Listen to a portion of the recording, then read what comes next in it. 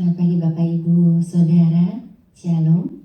Kita jumpa lagi pada pagi hari ini bersama dengan saya Pendeta Lana Harunia dan Pak Pendeta Stefan. Selamat pagi Pak Stefan. Selamat pagi Bu Mia, selamat pagi semuanya.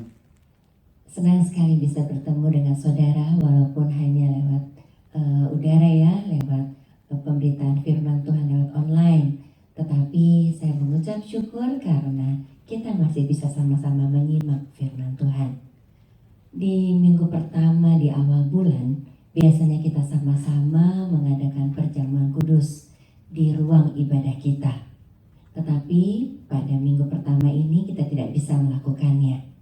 Tidak apa-apa ya saudara, kita akan melakukannya ketika pemerintah sudah mengizinkan kita untuk berkumpul lagi bersama, beribadah lagi bersama. Kita akan melakukan perjamuan kudus bersama-sama. Tapi bagaimanapun juga kita patut mengucap syukur karena kita masih bisa bertemu seperti ini. Minggu yang lalu kita sudah sama-sama membahas bahwa Tuhan punya waktu dalam arti ikut mengatur dan menentukan bila mana kita boleh melakukan sesuatu. Baiknya kapan kita melakukan ini, baiknya kapan kita melakukan itu, lalu sampai kapan kita harus melakukannya. Nah, di dalam kita menunggu waktu Tuhan, minggu yang lalu saya sudah sampaikan apa yang harus kita lakukan. Mari kita ulang sebagian kecil dari yang sudah saya katakan di minggu yang lalu. Kita mau baca dari Keluaran 14 ayat 14 dan 25. Keluaran 14 ayat 14 dan ayat yang ke-25. Tuhan akan berperang untuk kamu dan kamu akan diam saja. Ia membuat roda keretanya berjalan miring dan maju dengan berat, sehingga orang Mesir berkata, marilah kita lari meninggalkan orang Israel, sebab Tuhan Allah yang berperang untuk mereka melawan Mesir. Dalam kitab Keluaran 14 ayat 14 ini, Musa memberitahu bahwa Tuhan bekerja dalam setiap peristiwa yang terjadi pada bangsa Israel dengan berperang melawan musuh bangsa itu. Dan bangsa itu akan diam saja melihat semua kemenangan yang datangnya dari Tuhan. Dan benar saja, ketika bangsa itu harus melewati laut Teberau sambil dikejar oleh tentara Firaun, Tuhan berperang melawan tentara Firaun. Kereta dari tentara Firaun itu rodanya dibuat miring sehingga keretanya susah berjalan. Lalu sambil demikian bangsa Israel terus maju ke depan. Mereka tidak diam di tempat, tetapi sesuai dengan firman Tuhan, bangsa itu terus menjauh dari musuh. Itu yang diperintahkan oleh Tuhan ketika kita harus berdiam dan Tuhan yang melawan musuh-musuh kita. Nah, saudara yang dikasih Tuhan Yesus, pada pagi hari ini kita masih tetap dalam sebuah penantian, yaitu menanti pertolongan Tuhan. Agar masa ini cepat berlalu, bagaimana caranya dalam kita menanti pertolongan Tuhan itu? Kita tahu bahwa Tuhan tidak tinggal diam. Dia akan menolong kita, membebaskan kita dari situasi yang tidak enak ini. Tetapi di dalam Alkitab ada cara-cara kita dalam kita menanti pertolongan Tuhan. Yang pertama, mari kita baca dari Ratapan 3 ayat 26. Ratapan 3 ayat 26 adalah baik menanti dengan diam pertolongan Tuhan. Ayat ini ditulis oleh Nabi Yeremia dalam perikop penghiburan dalam kesengsaraan. Pada saat itu, Yeremia menyatukan hatinya dengan rakyat kerajaan Yehuda yang meratap kepada Tuhan atas semua masalah dan kesulitan yang dihadapi oleh mereka akibat dari dosa bangsa itu sendiri. Hal dosa dan pemberontakan itu membuat Allah mengizinkan untuk membinasakan Yerusalem, sehingga rakyat Yehuda sangat menderita. Di masa penderitaan itulah Yeremia menuliskan perikop penghiburan di atas. Nah, pada ayat 26 tadi terdapat kata menanti.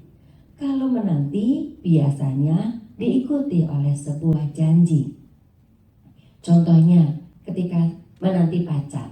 Dulu waktu saya masih muda, zaman saya masih muda, Ada lagu yang ada syair lagu yang berkata seperti ini. Malu aku malu pada semut merah yang menanti, yang berbaris di dinding, menatapku curiga, seakan penuh tanya, sedang apa di sana? Menanti pacar, jawabku. Pada waktu itu Pak Stefan udah lahir? Belum lahir kayaknya, atau masih 2-3 tahun mungkin. Tetapi lagu itu hit sekali dan di situ dikatakan menanti pacar. Kalau saya menanti pacar saya di situ, berarti saya sudah pernah berjanji dengan pacar saya untuk bertemu di sudut sekolah itu. Kalau nggak pernah janjian, dinanti sampai malam juga nggak pernah muncul. Jadi kata menanti itu mengandung sesuatu yang sudah dijanjikan. Nah, contoh lain, sekarang kan kita zamannya di rumah ya, masa di rumah. Anak-anak saya ini sering sekali ya mungkin bosen ya. Jadi misalnya pesan minuman atau pesan makanan karena kalau lewat OVO atau lewat Grab itu diskon rumah gitu. Akhirnya dipesan. Ketika dipesan dinanti-nantikanlah si makanan ini datang. Berarti sudah ada janji dengan kafenya dan dengan pengantar makanan.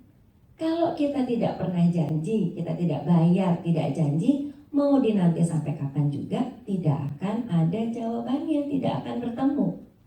Jadi kembali kepada kata menanti yang ditulis oleh Nabi Yeremia, apa yang dinanti? Lalu apa artinya menanti? Menanti apa? Nabi Yeremia adalah nabi yang dipakai Tuhan untuk bernubuat, memberitahu hal-hal yang akan terjadi, apa yang akan terjadi pada kerajaan Yehuda kelak. Dan sebagai nabi yang pada waktu itu mendapat pesan-pesan Tuhan, ia memberitahu bahwa jika tidak bertobat, jika seluruh bangsa Yehuda itu tidak bertobat, maka akan terjadi malapetaka besar, yaitu hukuman dan pemusnahan pada Yerusalem. Tetapi Yeremia juga menyampaikan hal yang sebaliknya. Bagaimana ketika kita mau berbalik kepada Tuhan? Mari kita baca dari Ratapan 3 ayat 21 sampai 25. Ratapan 3 ayat 21 sampai 25. Tetapi hal-hal inilah yang kuperhatikan, oleh sebab itu aku akan berharap. Tak berkesudahan kasih setia Tuhan, tak habis-habisnya rahmat-Nya. Selalu baru tiap pagi, besar kesetiaan-Mu. Tuhan adalah bagianku, kata jiwaku. Oleh sebab itu aku berharap kepadanya. Tuhan adalah baik bagi orang yang berharap kepadanya, bagi jiwa yang mencari Dia. Kita mau soroti terlebih dahulu ayat 21. Kalimat tetapi hal-hal inilah yang kuperhatikan. Dalam English Standard Version dikatakan, but this I call to mind. Yang artinya adalah, tetapi hal-hal ini aku ingat-ingat. Sehingga kalimat di ayat 21 jadi begini. Tetapi hal-hal ini aku ingat-ingat. Oleh sebab itu aku berharap. Yeremia mengingat-ingat tentang hal-hal yang ditulis di ayat 22 sampai 25, yaitu tentang kasih setia Tuhan yang tidak berkesudahan, lalu rahmat. Rahmat itu belas kasihan ya, belas kasihan Tuhan yang selalu tersedia dan selalu baru setiap pagi. Dan dikatakan juga Tuhan itu setia. Yeremia juga mengatakan bahwa Tuhan itu baik, Tuhan itu pemurah bagi jiwa yang mencari Dia, yaitu bagi mereka yang berharap pada Tuhan dengan kerendahan hati dan penyesalan. Sebab itu Yeremia hanya berharap pada Tuhan dan mengajak bangsa yang sedang menderita ini berharap hanya kepada Tuhan. Berharap apa? Tentu saja berharap pada pengalaman Yeremia di masa lalu yang dia ingat-ingat tadi itu, yaitu akan kasih setia Tuhan, berharap mendapat belas kasihan Tuhan pada bangsa yang mau berbalik kepada Tuhan. Lalu juga itu semua dikatakan oleh Yeremia karena Yeremia tahu Tuhan itu baik. Dan harapan itu merupakan harapan yang pasti digenapi oleh Tuhan. Kenapa? Karena Yeremia kenal betul siapa Tuhan itu, bagaimana hati Tuhan, bagaimana sikap Tuhan. Jadi ternyata Yeremia menanti harapan yang dia pikirkan digenapi. Yang dinanti adalah harapan yang digenapi. Apa harapan itu? Yaitu pemulihan terhadap bangsa Yehuda. Dan yang semua itu, harapan ini akan terjadi hanya karena pertolongan Tuhan. Jadi kalau kita kembali ke ayat 26 dari Ratapan pasal 3 tadi, dikatakan adalah baik menanti dengan diam pertolongan Tuhan. Artinya Yeremia menyampaikan kepada bangsa Yehuda bahwa dalam menanti janji pemulihan yang berupa pertolongan Tuhan yang pasti digenapi, bangsa ini harus menanti dengan diam. Sampai di sini, pelajaran apa yang kita dapat? Sudah dikasih Tuhan, kita tahu di saat ini kita semua hidup di dunia yang penuh dengan dosa. Dan kita semua sedang dalam penderitaan besar. Rasanya virus corona itu menyerang setiap bagian dalam kehidupan kita. Bukan saja menyerang kesehatan kita, tetapi sampai mengancam dan menyerang ekonomi kita, mengancam hubungan sosial kita, termasuk menyerang iman percaya kita kepada Tuhan Yesus. Kejadian demi kejadian yang membuat saudara seiman kita meninggal, membuat kita bertanya-tanya, mengapa hal ini harus terjadi? Nah, bagi orang-orang yang berharap kepada Tuhan, dan bagi orang-orang yang selama ini melupakan Tuhan tetapi sekarang mau kembali kepada Tuhan, ingat janji Tuhan yang tadi, bahwa Tuhan itu baik, Tuhan itu penuh kasih, kasih Tuhan itu selalu mengiring kita, belas kasihan Tuhan itu selalu masih tersedia dan selalu baru setiap pagi, dan Tuhan sendiri menyertai kita. Sehingga dari firman Tuhan ini kita yakin Tuhan akan menolong kita keluar dari penderitaan ini. Tuhan akan menolong kita terlepas dari ancaman yang menghancurkan ini. Dan dalam menanti pertolongan kita, misalnya pertolongan Tuhan misalnya berupa Tuhan mengangkat wabah ini, Tuhan bersegera menghapuskan wabah ini, membuat wabah ini berlalu. Tuhan menyehatkan orang-orang yang sakit. Dalam menanti itu, kita harus menanti dengan diam.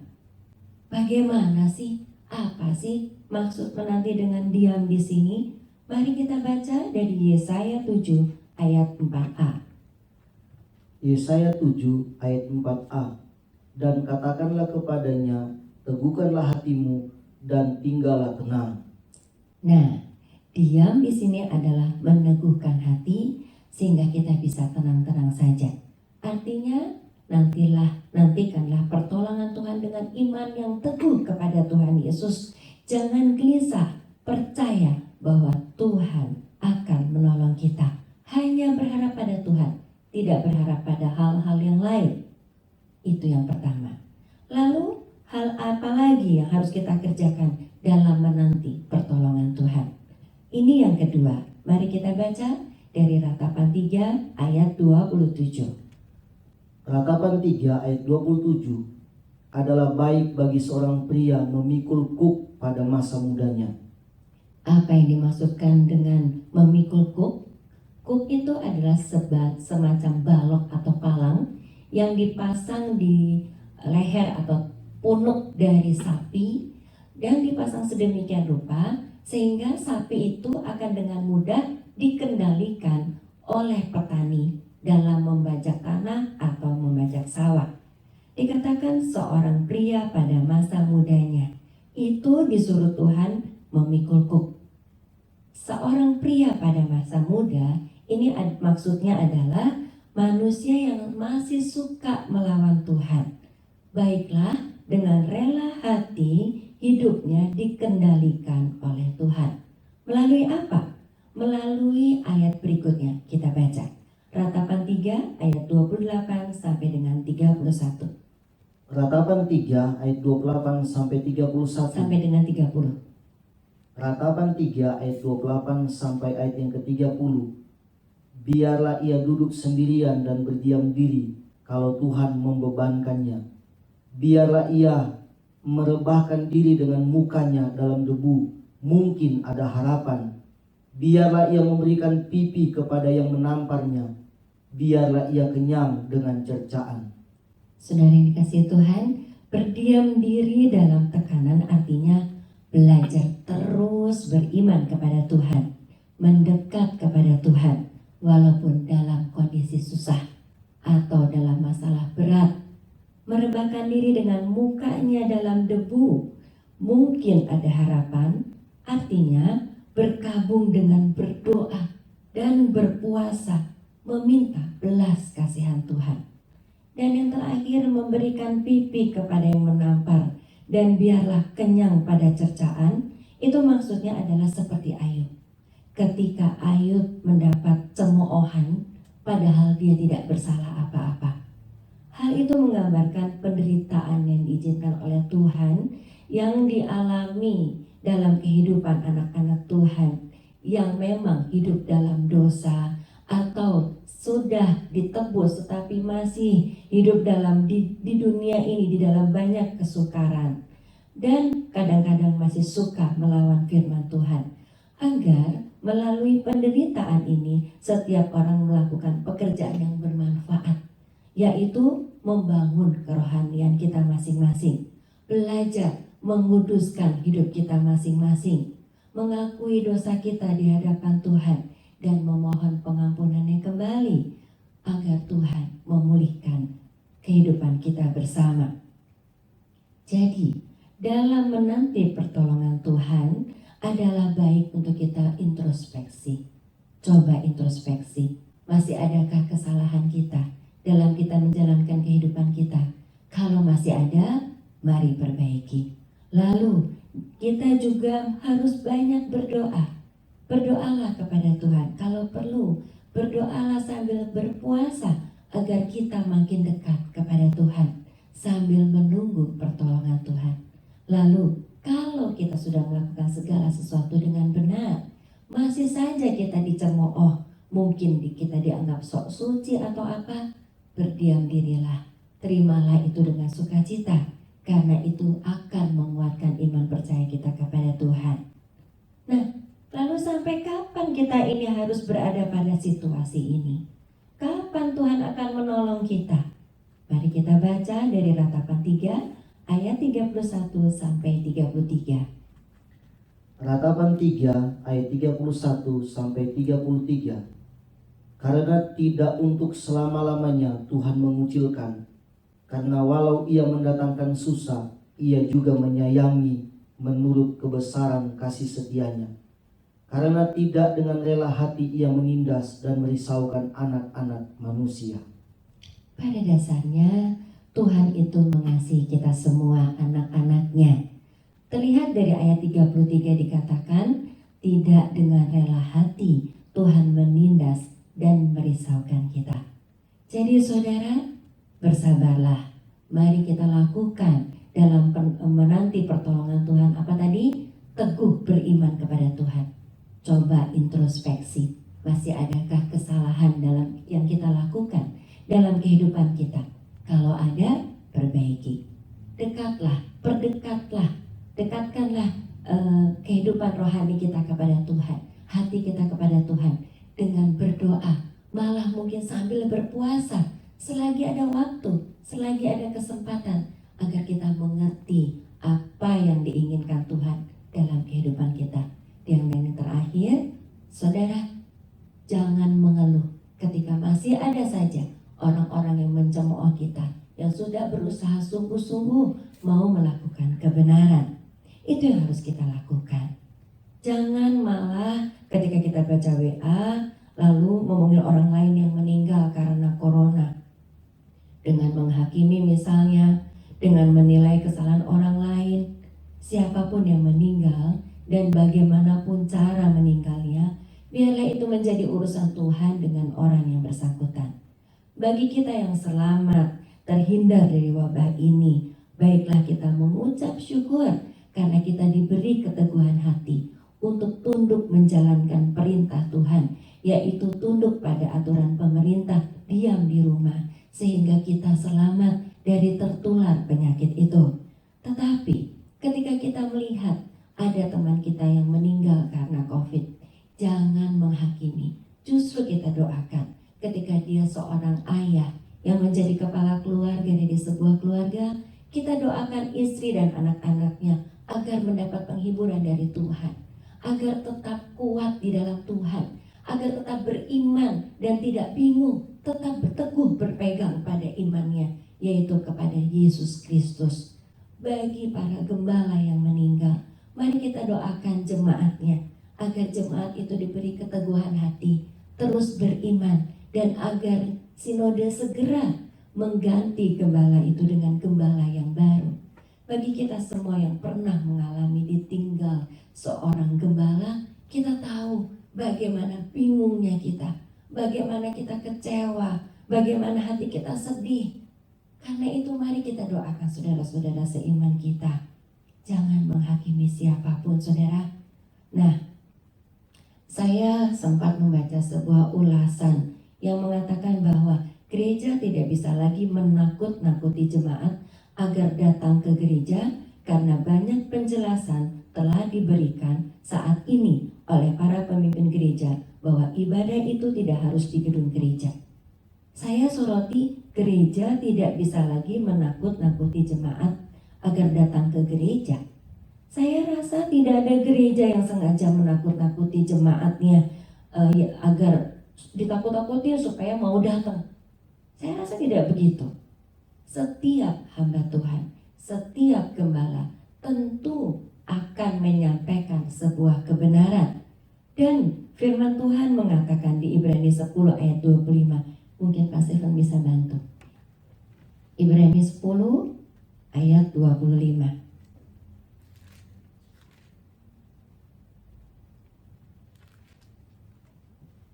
Ibrani 10 ayat yang ke-25.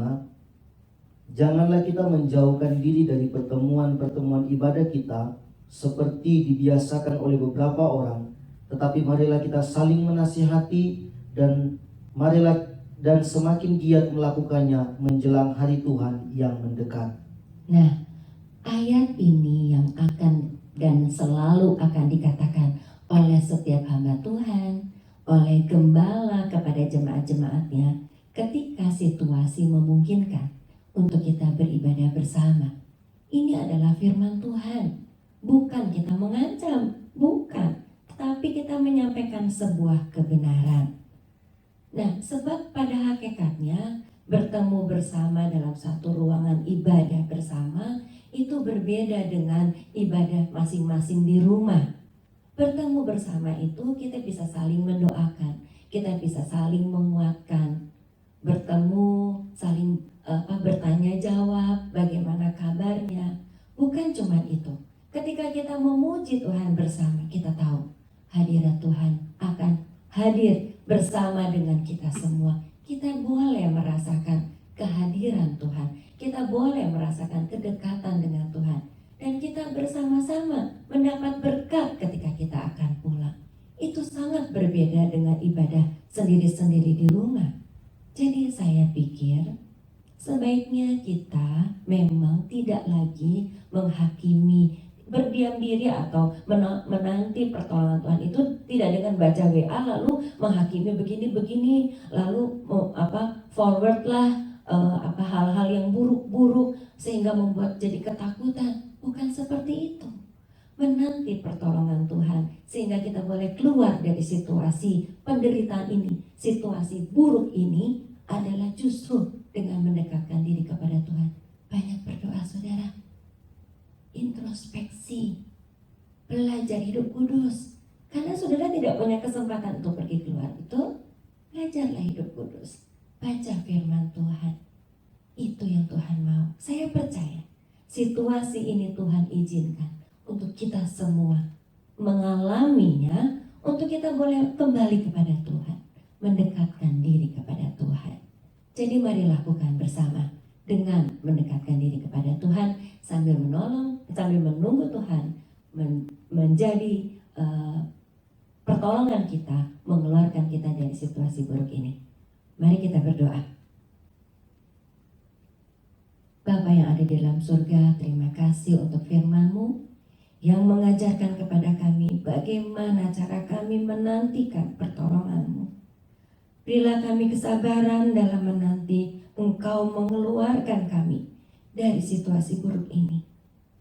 Roh Kudus, teguhkanlah iman kami untuk kami bisa terus percaya bahwa ada waktu Engkau akan mengeluarkan kami dari situasi buruk ini. Jagailah saudara-saudara kami, Tuhan. Beri kekuatan kepada saudara-saudara kami yang mungkin kehilangan keluarganya karena wabah penyakit ini. Beri kekuatan kepada jemaat yang gembalanya meninggal karena penyakit ini. Ajari kami, Tuhan, untuk kami mengucap syukur atas segala sesuatu yang Kau izinkan terjadi pada kehidupan kami. Terima kasih Tuhan Yesus, kami mau belajar untuk sungguh-sungguh mendekatkan diri kepadamu sambil menunggu pertolongan-Mu. Terima kasih Tuhan, di dalam nama Tuhan Yesus kami sudah berdoa. Haleluya. Amin.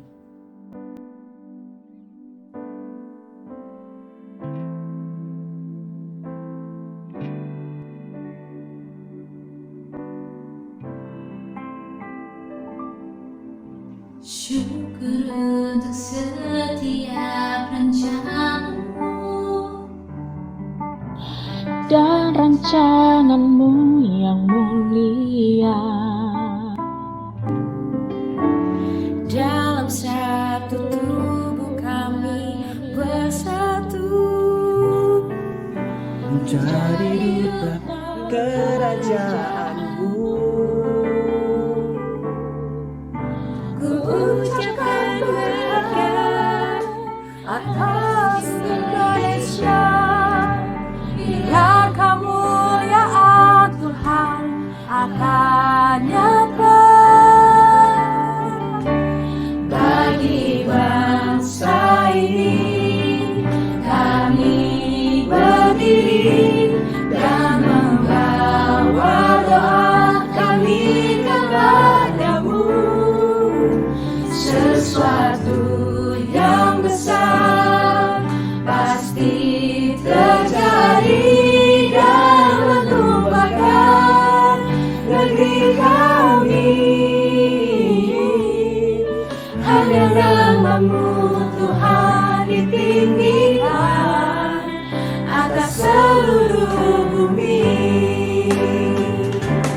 Bagi bangsa ini kami berdiri dan membawa doa kami kepadamu. Sesuatu yang besar pasti terjadi